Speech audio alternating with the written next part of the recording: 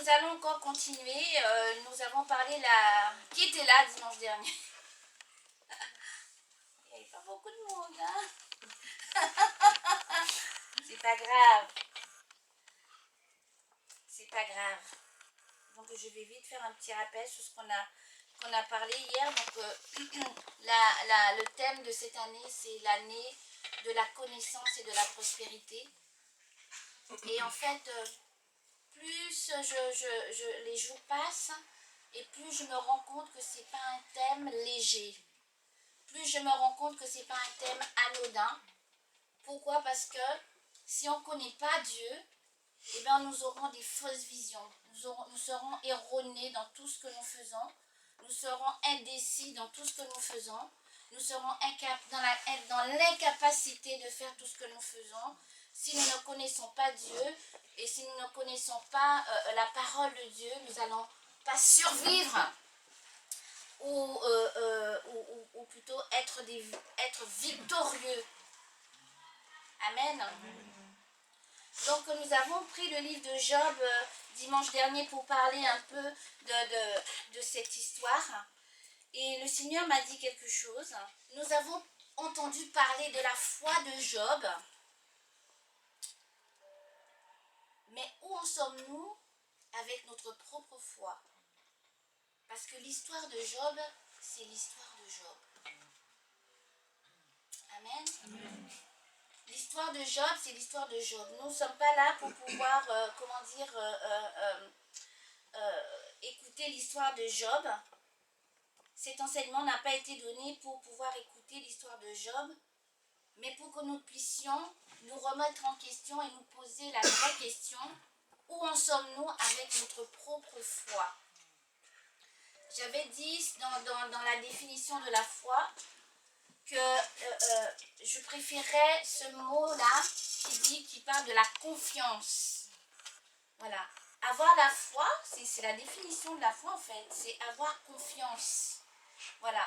Donc si nous n'avons pas confiance en Dieu dans notre vie, si nous n'avons pas confiance en Dieu, nous n'allons pas pouvoir avoir une vie chrétienne victorieuse. Amen. Amen. Et nous serons emportés, comme Éphésiens 4 au verset 14 nous dit, à tout vent de doctrine.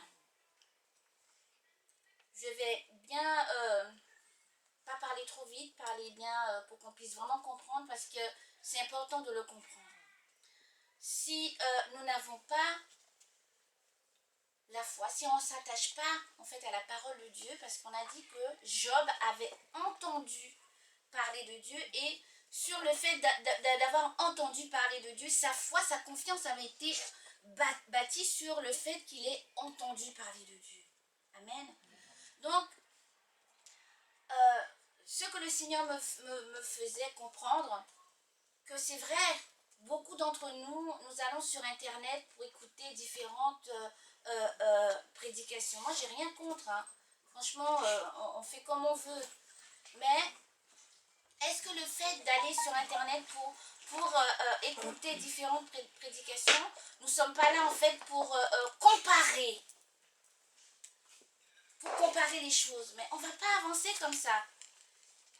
Je ne dis pas ce que les gens disent sur Internet est faux, je ne suis pas là pour le juger, mais il faut que nous puissions prendre ce qui est bon dans tout ce que nous allons entendre. Est-ce que ces choses-là que nous entendons vont nous fortifier? Est-ce que ces choses-là que nous allons écouter va nous faire du bien, va apporter quelque chose dans notre vie? Donc, c'est ce que le Seigneur me faisait comprendre. Et nous devons vraiment, c'est pour cela que nous devons vraiment nous attacher à la parole de Dieu et toujours retourner à la parole de Dieu, parce que nous pouvons écouter beaucoup de choses, mais si nous ne connaissons pas la parole, nous allons être comme des enfants flottants. C'est-à-dire, tu ne sais pas où, tu n'es pas vraiment enraciné à quelque part. Tu écoutes ceci, tu écoutes cela, tu fais ceci, tu fais cela. Et en fait, tu te rends compte que les années ont passé et que tu es toujours au même niveau. Tu n'as pas évolué dans ta vie chrétienne. Tu ne connais pas Dieu plus que ça. Tu parles de Dieu sans le connaître. Et tu ne progresses pas dans ta vie, aussi bien spirituelle que physique. Amen. Amen. Donc c'est pour cela que nous devons vraiment nous attacher à la parole de Dieu. Et nous avons dit que Job avait entendu parler de Dieu et c'est là qu'il a bâti sa foi. Et lorsque tous les malheurs sont tombés sur lui, il a su résister. Amen. Je vais continuer encore pour dire que 1 Corinthiens 3,12 nous dit, nous allons le lire, hein, nous allons prendre le temps aujourd'hui pour pouvoir lire la parole de Dieu. Nous restons toujours encore sur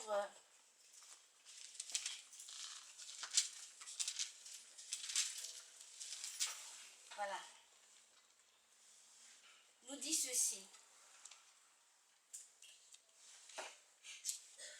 Or, si quelqu'un bâtit sur ce fondement avec de l'or, c'est-à-dire sur Christ, alors, on va lire à partir du verset 11. Car personne ne peut poser un autre fondement que celui qui a été posé, savoir Jésus-Christ. Or, si quelqu'un bâtit sur ce fondement avec de l'or, de l'argent, des pierres précieuses, du bois, du foin, du chaume, l'œuvre de chacun sera manifestée. Je pose des questions, nous-mêmes en tant que chrétiens, des questions bizarres, alors que si on avait cette réelle communion, cette réelle, intimité avec Dieu, il y a des questions qu'on ne se poserait même pas. Je vais prendre un exemple, pour être bien clair. Des païens m'invitent et il y a la musique du monde à fond, bon, j'ai envie de danser. Maintenant, c'est ta conscience, c'est ta relation avec Dieu. Voilà, si tu veux danser, ben, tu danses. Mais si dans ton cœur, tu sens qu'il ne faut pas que tu danses, ben, tu ne danses pas. Viens pas me poser la question, est-ce que je peux danser? C'est quoi Dieu? Qu'est-ce que Dieu te dit dans ton cœur? Il est en train de te parler dans ton cœur. Qui doivent être, qu'on doit vivre. Tu es en travail, parce que moi ça m'arrive, hein. Ben, la collègue, elle est en train de critiquer à mort l'autre collègue, quoi. Bon, qu'est-ce que tu as envie de faire? Tu as envie de critiquer ou tu as envie de dire, de mettre un peu la paix pour qu'il y ait un peu d'équilibre? Après, on va prendre un verset dans la Bible pour dire que c'est Paul, hein, qui a dit que j'étais avec les Juifs, j'étais comme eux aussi, quoi. Voilà, et puis on prend ça et puis on se fait notre propre vision des choses. Mais il faut bien qu'on puisse comprendre réellement qu'est-ce que Dieu veut dire au travers de toute sa parole. Et c'est dans notre communion, dans notre relation avec Dieu que nous allons savoir qu'est-ce que Dieu veut dire lorsque il parle au travers de sa parole. Parce que Dieu est un Dieu bon, un Dieu d'amour. Vous savez, lorsque nous sommes avec les païens, nous ne devons pas nous conduire comme les païens. Nous devons être des modèles pour les païens. Parce que si on se conduit comme les païens, eh ben, notre vie chrétienne, eh ben, elle n'a aucune valeur. Et le Dieu qu'on dit qu'on adore n'a aucune valeur non plus devant nous et n'a aucune valeur devant les autres aussi parce qu'ils vont nous regarder et puis ils vont dire regarde celle-là, elle prie soi-disant, mais regarde. Amen. Donc, nous devons vraiment nous attacher à la parole de Dieu pour savoir ce que Dieu attend réellement de nous. J'ai envie de lire aussi dans Matthieu 7. Ça, c'est tout ce que le Seigneur a mis dans mon cœur par rapport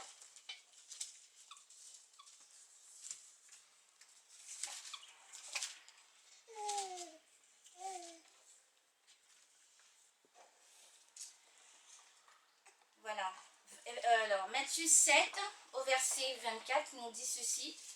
C'est pourquoi quiconque entend ces paroles que je dis et les met en pratique sera semblable à un homme prudent qui a bâti sa maison sur le roc.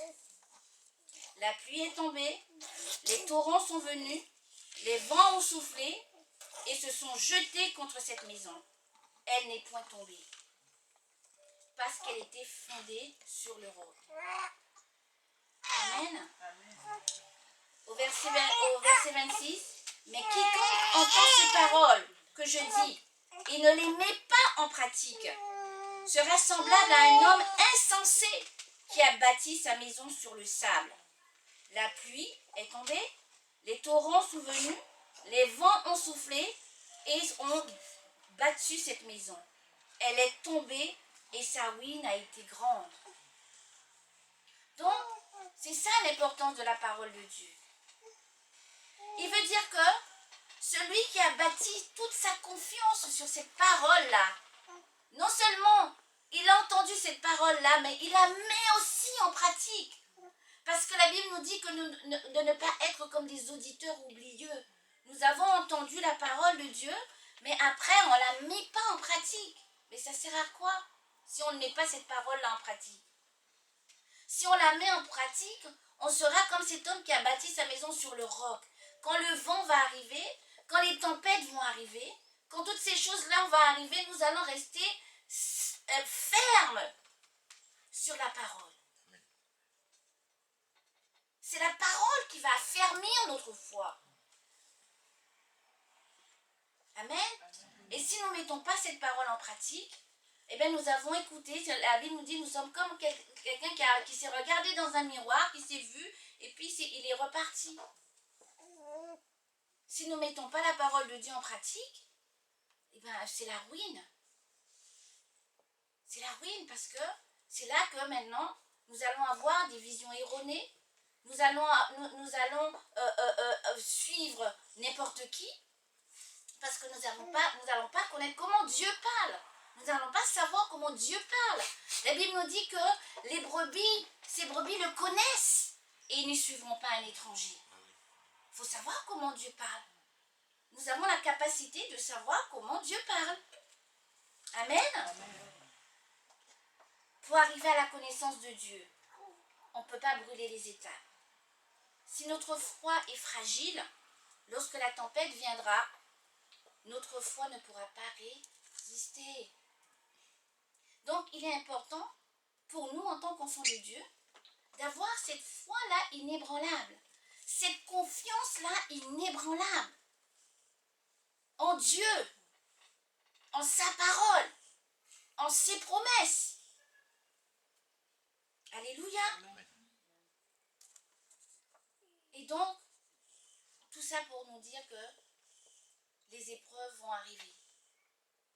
C'est pour ça que Dieu nous demande d'avoir cette foi-là. Parce que nous ne sommes pas dans un monde où tout est beau, où tout est rose. Amen. Amen. Donc, si nous ne l'avons pas encore fait, nous devons encore nous poser la question, où en sommes-nous avec notre propre foi? Où en sommes-nous avec notre confiance? Où en est notre confiance avec Dieu? Quelle est la place qu'on donne à Dieu dans notre vie? En gros, c'est ça. Quelle est la place qu'on donne à Dieu dans notre vie? Est-ce que Dieu est important pour nous? Est-ce que lorsque je vois les choses, les vents contraires, est-ce que je vais faire confiance à Dieu? Ou alors est-ce que je vais faire confiance à l'homme? Donc il est très important pour nous d'avoir la foi. Le Seigneur Jésus a dit, mais trouverai-je encore de la foi lorsque je reviendrai? Est-ce qu'il y aura encore quelqu'un qui aura encore confiance en moi? Confiance en ce que j'ai dit? Donc nous devons encore nous examiner par rapport à notre foi. La foi vient lorsqu'on entend la parole de Dieu. Donc c'est pour ça qu'il faut s'attacher à la parole de Dieu. Et je vous conseille vivement de le faire. Amen. Voilà pour le petit résumé. Est-ce que ça va? Amen. On a compris? Amen. Maintenant, je vais rentrer dans une autre étape de ce que j'ai commencé dimanche dernier. Et c'est la souffrance. C'est la souffrance. Vous savez, tout le monde souffre. Physiquement, moralement, spirituellement, émotionnellement, on souffre. On souffre tous.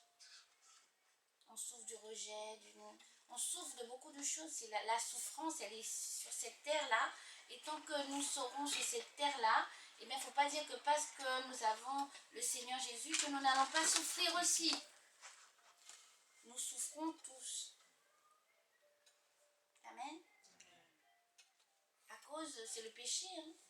À cause de la désobéissance d'Adam et Ève, eh ben, la souffrance est venue. La souffrance est là. Eux-mêmes, ils ont souffert. Hein. Ève a souffert pendant les accouchements et Adam, lui, il a souffert pour subvenir aux besoins de sa famille. Donc, on voit bien, si vous voulez le lire aussi, les souffrances de Ève, lorsque le Seigneur lui a dit que tu enfanteras dans la douleur. C'est dans Genèse 3, versets 16 et 17. Amen. Amen.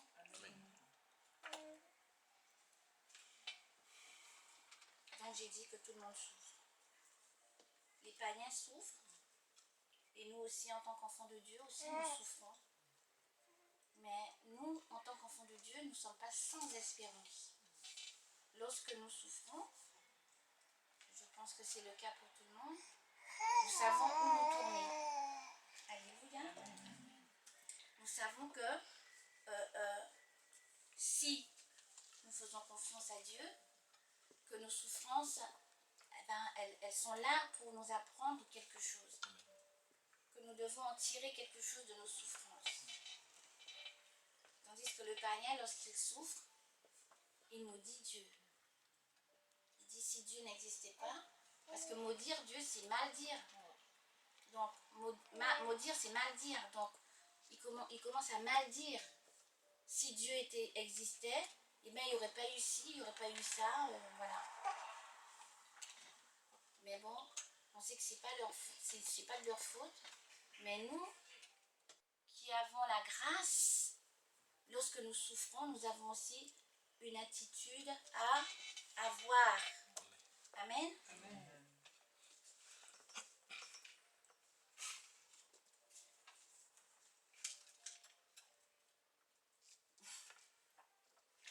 Je vais encore parler un petit peu de Job. Mais c'est juste un exemple parce que je parle de Job, mais regarde-toi où tu en es. Parce que certainement tu souffres de quelque chose. Tu souffres d'un manque, peut-être d'une maladie, mais tu souffres. Ben, si tu ne souffres pas, eh ben, tu as beaucoup de chance. Hein? Mais je crois que nous, on souffre tous. On souffre parce qu'on a un manque, on a un besoin, on est malade, ou on est insatisfait, ou pour beaucoup de choses. Je ne sais pas. Job, lui, lorsque la souffrance l'a accablé, la Bible nous dit qu'il n'a pas maudit Dieu. Même lorsque sa femme lui a dit « maudit Dieu et meurt », il était ferme sur sa confiance en Dieu. Il a tenu ferme et il n'a pas maudit Dieu. Il n'a pas maudit Dieu. Et il a continué à louer le Seigneur pour ses bienfaits. Mais parce que bon, il avait quand même perdu, je sais pas, hein, moi s'il m'arrive ce qui est arrivé à Job, je meurs direct. Hein. C'est vrai. Il a perdu tous ses enfants. Il a perdu tous ses biens. et la maladie lui tombe encore dessus. Ah. C'est chaud ça. Nous, il nous arrive un petit truc, ça y est, on commence à, comme la Bible dit, à être, comment dire, comme des arbres qui soufflent, que le vent souffle dans les feuilles là. J'aime bien ce passage, c'est dans Isaïe. Agité. On est agité. C'est vrai, hein? En tout cas, si vous n'êtes pas agité quand il vous arrive quelque chose, on est agité. Mais il a gardé son calme. Juste à quel moment il a perdu son calme? Parce que ça n'a pas duré, hein? Ah ouais? Ça n'a pas duré. Parce que, pourquoi ça n'a pas duré? Parce qu'il a eu ces 3 amis qui sont arrivés. Les messieurs, je sais tout. Lorsque tu es dans ton épreuve, les gens, ils veulent toujours venir mettre leur nez dedans. Parce que toi-même, tu ne comprends pas ce qui est en train de t'arriver. Mais eux, ils ont déjà tout compris. Ils savent déjà pourquoi ça t'arrive. Et maintenant, ils vont avoir une attitude. La Bible dit en premier, ils ne vont rien dire à Job. Hein. Ils se sont juste mis à pleurer. Comme on fait là souvent. Tu sais que ça peut déstabiliser quelqu'un? Parce que quand je vais te voir pleurer comme ça là, mais je vais me poser des questions, me dire, mais attends, mais qu'est-ce qui m'arrive? Hein? Et là, il a commencé, il a maudit le jour de sa naissance.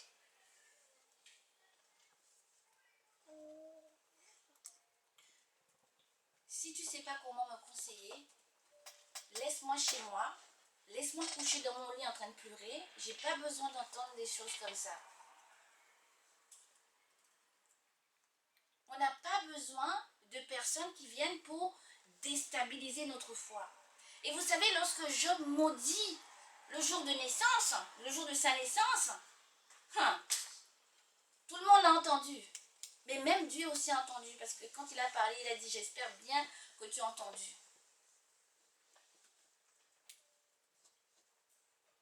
Et là, il est comment dire, découragé. Lorsque nous sommes dans la souffrance, nous devons faire attention à qui va nous entourer. Mais la Bible nous dit quelque chose. Nous avons un merveilleux consolateur. C'est le Saint-Esprit. Donc avant d'écouter quoi que ce soit de qui que ce soit, Saint-Esprit, regarde mon état. Je ne sais pas ce qui m'arrive. Je ne comprends pas ce qui m'arrive. Mais je sais que toi, tu es le merveilleux consolateur. Je n'ai pas allé écouter la prédication sur la délivrance de je ne sais quoi. Parce qu'on va me dire que je suis envoûtée, je dois être délivrée. Je ne dois pas aller écouter n'importe qui et n'importe quoi. Mais je veux simplement écouter ta voix, cher Saint-Esprit. Parce que la Bible nous dit que la souffrance sert à nous éprouver comme l'or. Amen. Nous allons voir dans 1 Pierre, c'est important ce que le Seigneur est en train de nous dire au travers de ma bouche. C'est important. Parce que c'est bon là, on est fatigué de vivre là, comme le pasteur nous dit souvent, les esclaves sont sur les chevaux et puis les princes ils marchent à pied. Mais c'est quoi ça? C'est bon. Vous n'êtes pas fatigué de cette vie là? On dit Seigneur, mais bénis-moi, bénis-moi. Mais attends, mais arrête de dire bénis-moi quoi. Il nous a déjà bénis. Non mais c'est vrai. Mais il faut qu'on puisse puisse rentrer dans la profondeur pour pouvoir saisir cette bénédiction. Amen. On est déjà béni. Moi, je suis fatiguée. Hein. Je ne sais pas vous, mais moi, cette année-là, non. Il faut qu'il y ait des choses qui se, il faut qu'il y ait des choses qui se passent, quoi. Et oui. 1 Pierre 1 au verset 7 nous dit: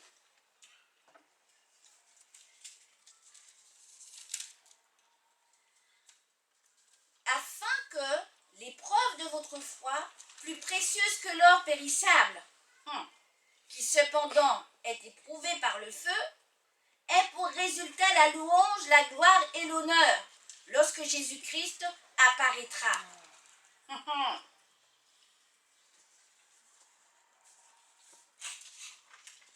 J'aime bien la version Parole vivante qui dit: ces difficultés servent à montrer la qualité de votre foi. Ça, j'aime ça. L'épreuve dans laquelle tu es, la souffrance dans laquelle tu es, elle sert à montrer la qualité de ta foi. Elle sert à montrer la qualité de la confiance que tu mets en Dieu. Quelle est la qualité? Est-ce qu'il y a des tissus que tu vas acheter ça à 2 €, mais c'est pas de la bonne qualité. Mais il y a des tissus nobles qui habillent bien, que lorsque tu mets ça sur toi, eh bien on voit que tu es quelqu'un, waouh. Mais les tissus de mauvaise qualité, ça épouse toutes tes formes, ça fait ressortir tous les défauts. Et on se dit, mais attends, mais elle est habillée comment elle? Alors qu'un tissu noble, c'est un tissu qui va te mettre en valeur.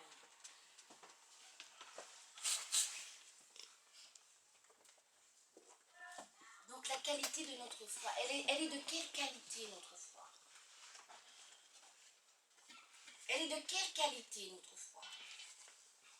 Parce que là, nous sommes dans la souffrance, quoi. Donc, quelle sera la qualité de ma relation, de ma confiance en Dieu? Pourquoi que cette souffrance-là, elle ne va pas durer? Je passerai une autre souffrance. Je suis désolée, hein. Mais c'est ça. Mais si on a réussi à passer l'étape d'une souffrance, à cause de la qualité de notre foi, nous avons réussi, nous avons fait confiance à Dieu, nous avons eu la foi. La prochaine souffrance, eh bien ça sera pareil. Et ainsi de suite. Parce que tant que nous serons sur cette terre-là, nous n'allons pas être épargnés des souffrances. Amen. Amen. Et je continue, et elle dit, l'or peut s'abîmer, pourtant on le met dans le feu pour voir s'il est pur. C'est pareil pour votre foi. Elle est précieuse, plus précieuse que l'or, mais elle est aussi mise à l'épreuve. Alors quand Jésus-Christ paraîtra, vous recevrez l'honneur, louange et gloire à cause de votre foi. Amen. Est-ce que lorsque tu sors de l'épreuve, tu n'es pas content, tu ne loues pas le Seigneur? Lorsque Jésus apparaît dans ton épreuve, est-ce que tu n'as pas la joie de te dire oui, Jésus a agi. J'ai fait confiance à Jésus. Je n'ai pas résisté. J'ai lâché prise. Alléluia. Et Jésus a agi.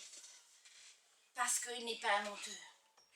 La Bible nous dit que Jésus nous a dit, je ne vous délaisserai point, je ne vous abandonnerai point, je serai avec vous tous les jours.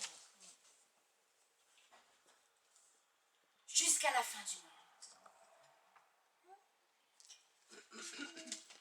Vous savez, lorsque nous attendons quelque chose, Dieu nous a fait une promesse et nous attendons que cette promesse-là arrive. Et nous voulons que la promesse, elle arrive comme nous, on veut qu'elle arrive. Mais non, la Bible nous dit, comme il a dit à Jérémie, descends, descends. chez le potier. Et Jésus est le potier. Avant de te donner la bénédiction, il va te transformer. Et tant que tu n'as pas compris cette transformation-là, tant que tu ne t'es pas laissé transformer par Jésus, eh ben, tu vas rester encore entre les mains du potier pour qu'il te façonne bien comme il faut. Amen. La promesse que Dieu t'a faite, ça va te fatiguer parce que tu vas te dire non. Ça fait trop longtemps que j'attends. Et donc tu es dans la souffrance. Tu es dans la souffrance parce que tu attends depuis trop longtemps. La chose est dure. Maintenant tu vas être en colère. Et comme tu es comme moi spirituel, tu vas te dire je ne vais pas me mettre en colère contre Dieu. Mais je vais me mettre en colère contre cette promesse qui n'arrive pas. Et c'est qui t'a fait la promesse? Donc maintenant, tu vas commencer à te mettre en colère contre cette promesse-là qui n'arrive pas. Tu vas commencer à dire des mots que tu devais même pas dire parce que la promesse, elle tarde. Alors que Dieu t'a dit dans Habakkuk, même si elle tarde, attends-la. Et maintenant, tu es en train de souffrir, mais grave. Tu souffres mal, j'ai envie de dire. Tu souffres mal parce que la promesse là même, c'était même comme si c'était toi-même qui t'avais fait cette promesse-là et que tu te dis, bon maintenant, voilà, il faut qu'elle arrive. Il est temps que cette promesse-là arrive. Et là, tu es en train de résister à Dieu. La Bible nous dit que Dieu résiste aux orgueilleux, il fait grâce aux humbles. Alors, dans ta souffrance, tant que tu n'as pas baissé les bras, tant que tu n'as pas fléchi les genoux, vous savez, l'histoire de fléchir les genoux là aussi, c'est pas pour les autres. C'est pour nous aussi. Parce que Dieu ne nous doit rien. Il est au ciel, il fait comme il veut. C'est lui le maître suprême. Il prendra le temps qu'il voudra. Il le fera. Mais dans la souffrance, quelle attitude que nous avons dans la souffrance? Qu'est-ce qui fait que la souffrance vient pour nous envahir? Et maintenant, nous agissons exactement comme les païens.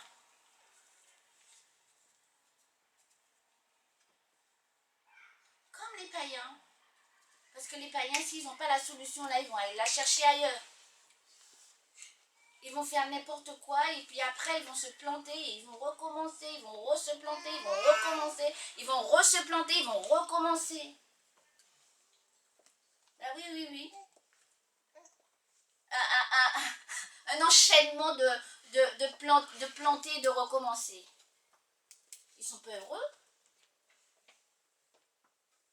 Ils sont pas heureux. Mais nous devons prendre conscience que Dieu nous a fait grâce. Et que si nous voulons témoigner de Jésus, nous devons accepter de souffrir. Et oui. La Bible nous dit, dans le psaume 34 au verset 19, que le malheur atteint souvent le juste, mais l'Éternel l'en délivre toujours. Est-ce que c'est pas beau ça? Est-ce que nous ne sommes pas confiants que, même si aujourd'hui je suis dans la souffrance, mais Seigneur, est-ce qu'on, déjà même lorsqu'on est dans la souffrance, avant de commencer à se plaindre, à s'apitoyer sur son sort, est-ce qu'on demande au Seigneur, mais qu'est-ce que tu veux m'enseigner? Qu'est-ce que tu veux m'enseigner? Je ne comprends pas. Est-ce que j'ai fait quelque chose qu'il ne fallait pas? Est-ce que j'ai désobéi à un de tes principes? En tout cas, si vous faites ça, croyez-moi que Dieu va vous répondre et que votre cœur sera apaisé. Et que dans la souffrance, dans la patience, vous allez attendre la promesse de Dieu avec joie. Et oui, qu'est-ce que tu attends? Qu'est-ce que tu veux? Qu'est-ce que tu espères? Qu'est-ce qui te fait souffrir? Alléluia. Ça va? Amen. Est-ce qu'on comprend ce que Dieu veut nous dire? Amen. Nous ne sommes pas en train de comment dire, ce que le Seigneur veut nous donner, c'est un fondement, une base, un équilibre dans notre vie. Nous devons avoir un équilibre. Un équilibre pour pouvoir marcher avec lui, avec sincérité de cœur, avec confiance. Parce que croyez-moi, sans Dieu, on ne peut rien faire. Sans Dieu, on est incapable. Sans Dieu, on ne peut pas faire des exploits. Sans Dieu, on est complètement perdu. Complètement. Quelle place qu'on donne à Dieu dans notre vie? Quelle place? Il est temps qu'on se pose ces questions-là. Quelle place que je donne à Dieu dans ma vie? Est-ce que je donne à Dieu une place dans ma vie que le dimanche? Et encore? Est-ce que je donne une place à Dieu que lorsque je suis dans les problèmes, dans le malheur, dans la souffrance? Et encore? Ou est-ce que c'est une relation constante? Un besoin permanent? Vous savez, pour toutes ces choses à laquelle nous puissions soupirer sur cette terre-là, nous allons laisser ça. On va partir avec. Moi, je préfère ne rien avoir, je vous dis la vérité. Ne rien avoir sur cette terre-là. Mais savoir que le jour où je vais quitter cette terre-là, que je vais aller avec Dieu. Franchement, je dis Seigneur, non, aide-moi à faire tout ce qu'il faut faire. Parce que déjà à mon âge là, la pendule a commencé déjà à faire tic-tac, tic-tac. Donc j'ai pas envie de rater la porte du ciel. Cherchez premièrement le royaume. Et toute autre chose vous sera donnée par-dessus. Toute autre chose.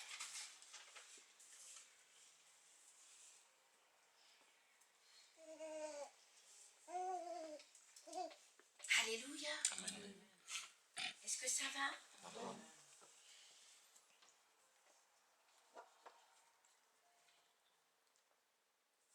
Le Seigneur est celui qui nous délivre de toutes nos détresses. Amen. Il nous délivre de toutes nos détresses.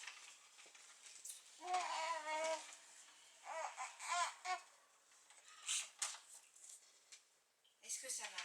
Amen. Est-ce que comment dire, nous sommes prêts à souffrir? Amen. Avec le Seigneur? Amen.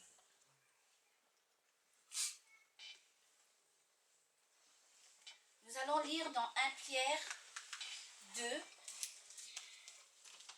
au verset 20. Qu'est-ce qu'il nous dit?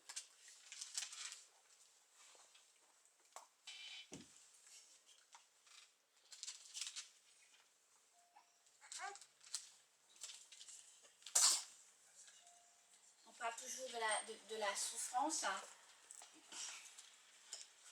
1 Pierre 2, verset 20 nous dit: en effet, quelle gloire y a-t-il à supporter de mauvais traitements pour avoir commis des fautes? Mais si vous supportez la souffrance lorsque vous faites ce qui est bien, c'est une grâce devant Dieu.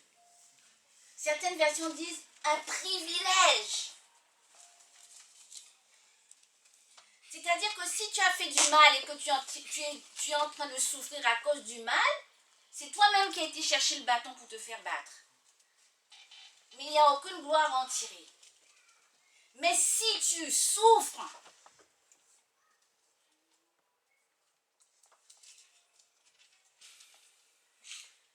lorsque tu as fait du bien, parce que tu as fait du bien, eh bien c'est une grâce. C'est une grâce, c'est un privilège. Merci Seigneur parce que je souffre. Je souffre aussi avec toi comme toi, tu as souffert pour moi. Pourquoi le Seigneur Jésus, lorsqu'il est venu pour nous délivrer, pour nous sauver, eh bien il a choisi le moyen de la souffrance. Il a choisi de venir souffrir à notre place.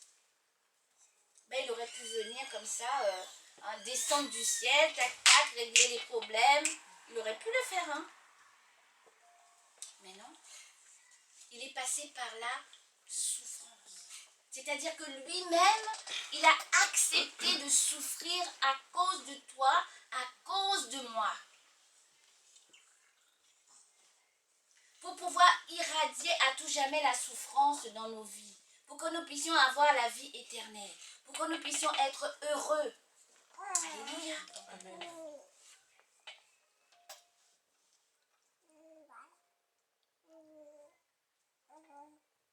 Nous allons le lire dans le verset 21. La suite qui dit « Et c'est à cela que vous avez été appelés. »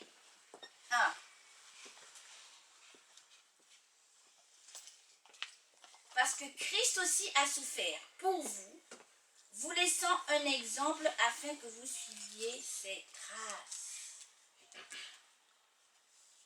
Amen. C'est pour cela que nous avons été appelés.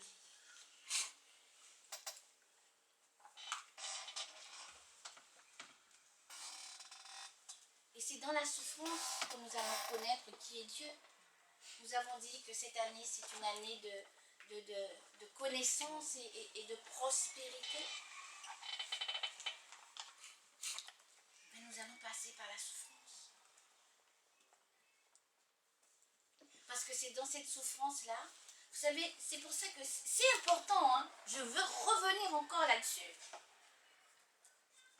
Parce que si on ne connaît pas la parole de Dieu, franchement, si on ne lit pas la parole de Dieu avec le Saint-Esprit,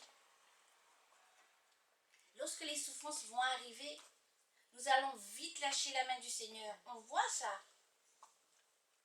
Beaucoup de chrétiens, ils sont retournés dans des trucs bizarres. Hein?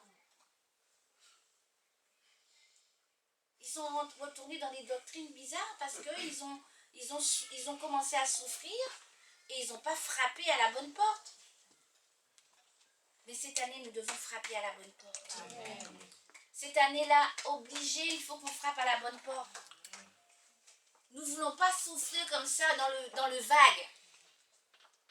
La souffrance, oui, mais vers qui je vais me tourner lorsque je serai dans la souffrance? Qui je vais appeler au secours lorsque je serai dans la souffrance? Qui je vais implorer lorsque je serai dans la souffrance?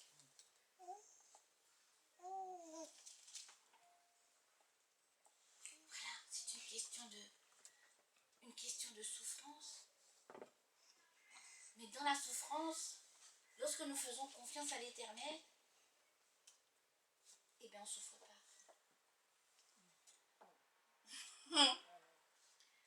C'est-à-dire que nous avons une autre approche de la souffrance. Amen.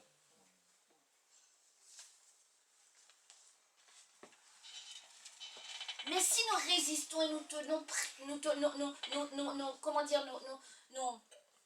voulons pas lâcher prise, c'est là que nous allons souffrir. Mais pour rien.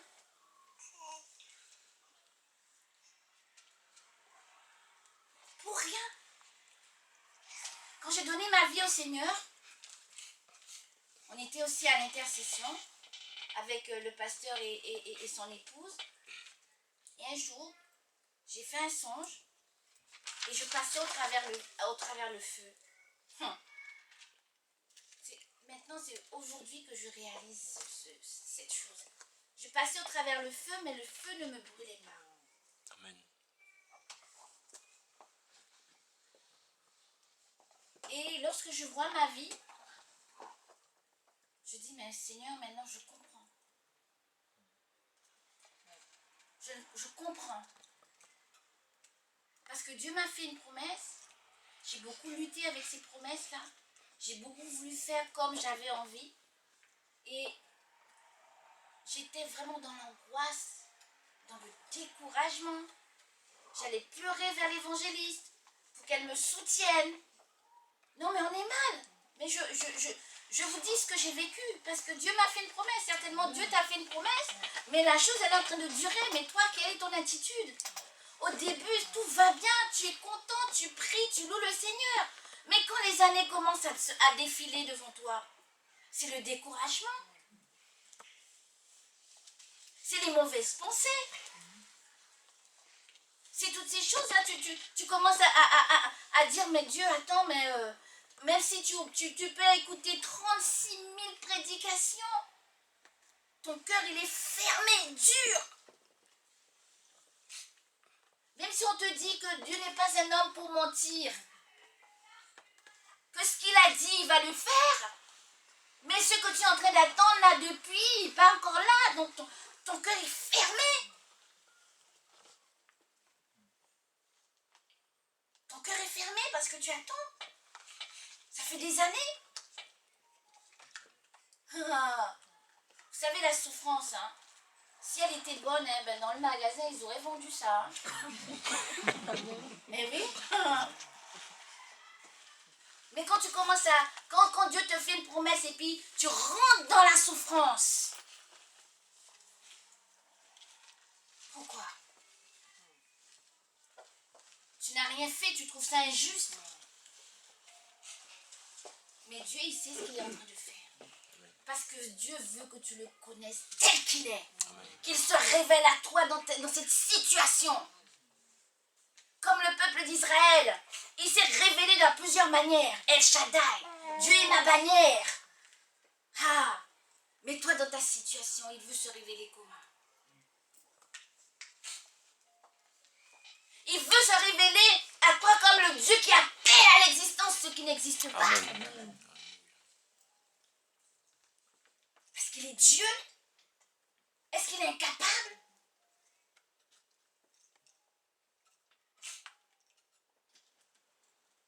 Mais lorsque on nous demande d'obéir à un tout petit principe, ça nous cause des problèmes. On commence à réfléchir. Arrête de réfléchir. Arrêtons de réfléchir. Seigneur, ça dure, eh bien, vous savez, lorsque j'ai compris et que j'ai baissé les bras, eh bien, je vous assure que je suis beaucoup plus, comment on dit, épanouie. Épanouie. Parce que j'ai fini par réaliser que Dieu est Dieu, quoi. Et que même si, comme on dit, je me mets la rate au courbouillon, ça sert à rien. Je vais me rendre malade. Et oui, je vais être angoissée, je ne vais pas dormir, je vais devenir mauvaise, je serai insupportable. C'est quoi d'autre? Je vais en vouloir à tout le monde. Si je vois quelqu'un à côté de moi qui a la bénédiction que j'attends depuis longtemps, je suis jalouse. Non mais, je dis la vérité, non? Amen.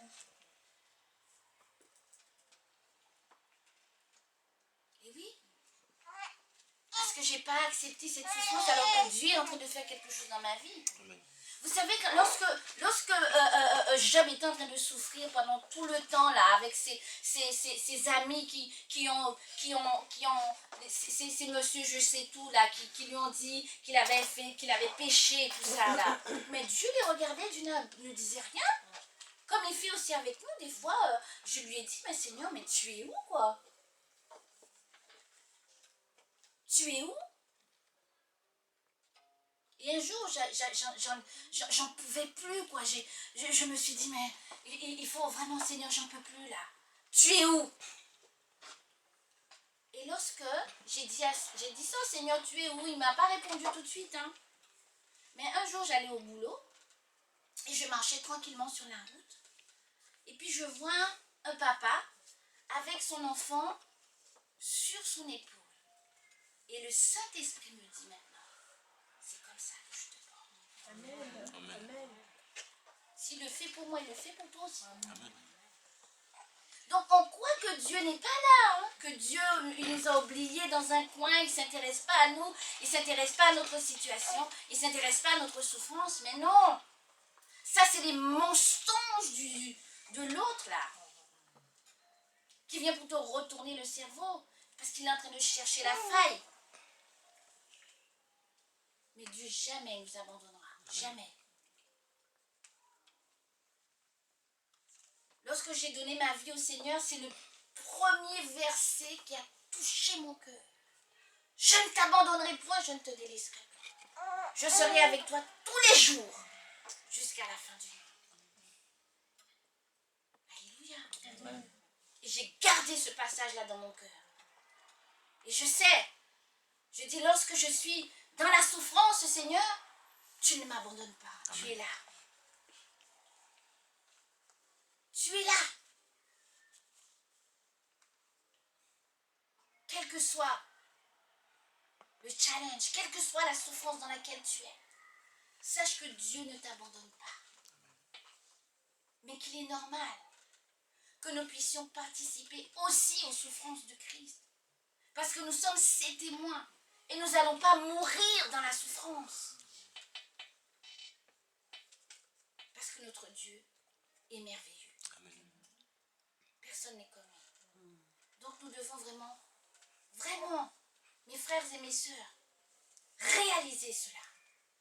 Prie vraiment pour que le Saint-Esprit puisse t'aider à réaliser cette parole. À réaliser ce mot d'ordre qui est fort. Mes frères et sœurs, c'est fort ces mots d'ordre-là.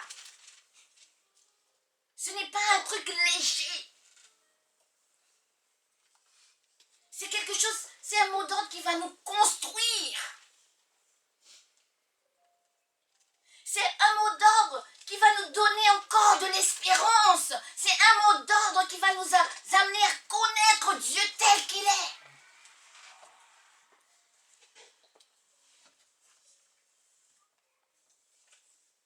Alléluia. Amen. Est-ce que ça va? Amen. Vous savez, la Bible nous dit ceci dans 1 Pierre 1 au verset 8, il nous dit Jésus, vous ne l'avez pas vu, et pourtant vous l'aimez.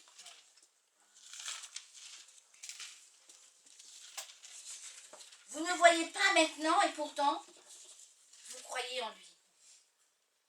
Est-ce que réellement ce passage de la Bible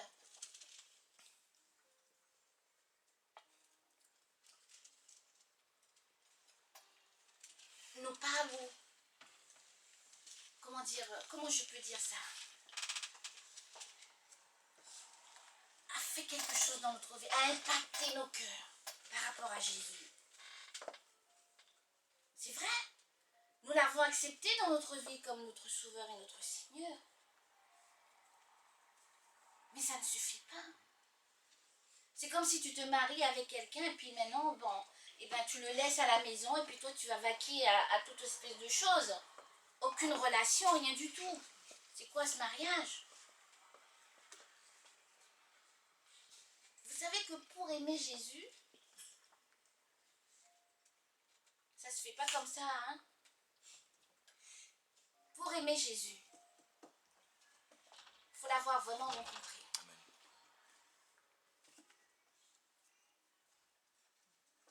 Et oui, il faut l'avoir expérimenté.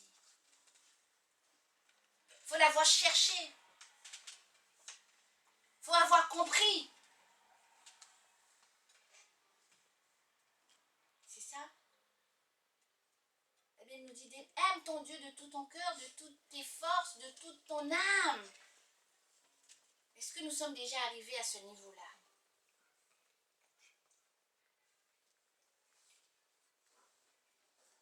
Amen.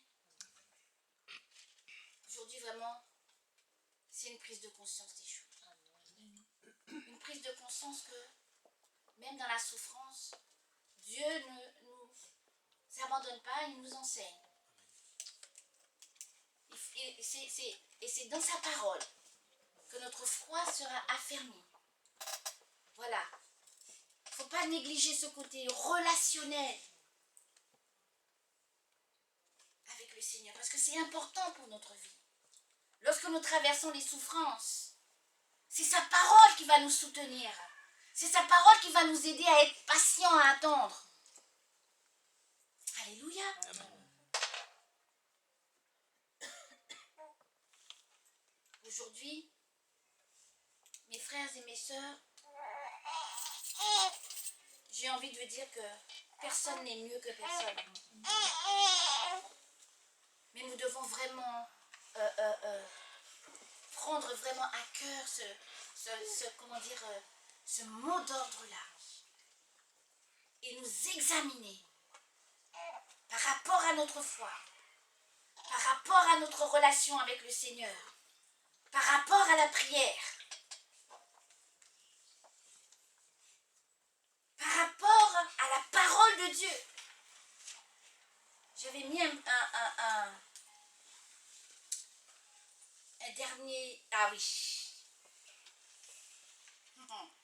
Un dernier passage. La Bible nous dit dans Jacques était dans la souffrance parce qu'il voulait un enfant. Et Dieu lui avait fait la promesse. Mais ça a duré.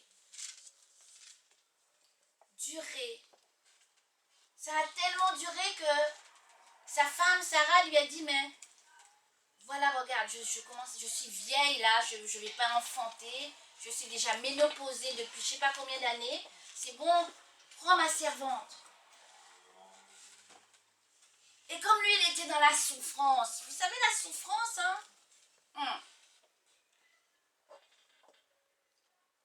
Il a obéi à sa femme et il a désobéi à Dieu. Lorsqu'il a désobéi à Dieu, paf, la relation a été coupée.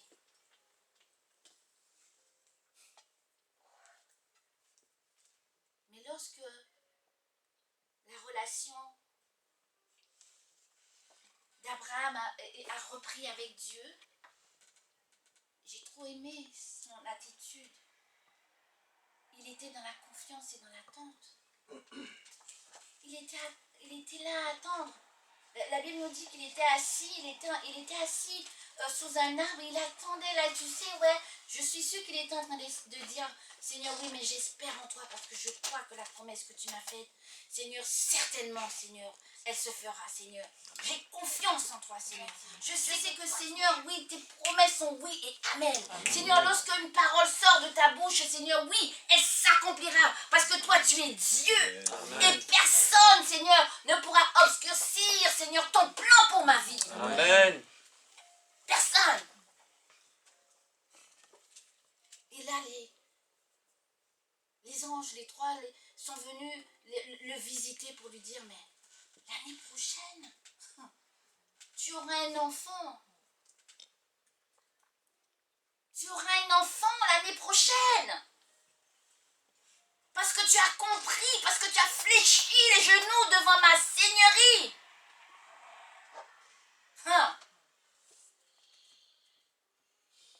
Alléluia. Amen. Nous devons fléchir les genoux et laisser Dieu faire ce qu'il a à faire dans notre vie.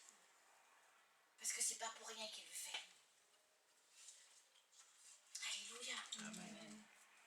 Il dit, au verset 13, toujours dans Jacques 5, quelqu'un est-il dans sa souffrance?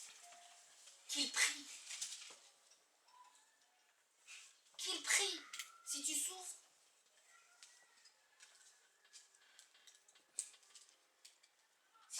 tu pries. Si tu souffres, tu gardes les yeux fixés sur le Seigneur. Jéhovah Jireh, celui qui pourvoit tous nos besoins. Amen. David a dit, je lève les yeux vers les montagnes, d'où me viendra le secours. Et le secours me vient de l'Éternel. Alors mes frères et sœurs, cette année 2020, l'année dernière, c'est vrai que nous avons connu aussi des souffrances. Le Seigneur a mis le doigt sur les choses qui étaient dans notre vie, rayonnement, couronnement. Nous avons vu la main de Dieu. Mais cette année, ne prenez pas ce thème à la légère. Cherchez Dieu de tout votre cœur. La Bible dit, cherchez et vous trouverez, frappez et on vous ouvrira.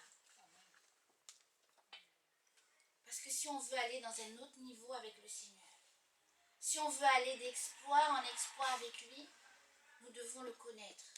Nous devons lui faire confiance. Ne faisons pas confiance à l'homme.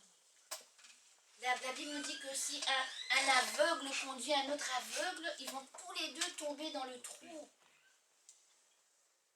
Mais si on marche avec le Seigneur, même si le chemin est étroit, même si le chemin est difficile, nous allons toujours arriver à bon port. Amen. Amen. Amen. Acclamons très fort pour notre Seigneur.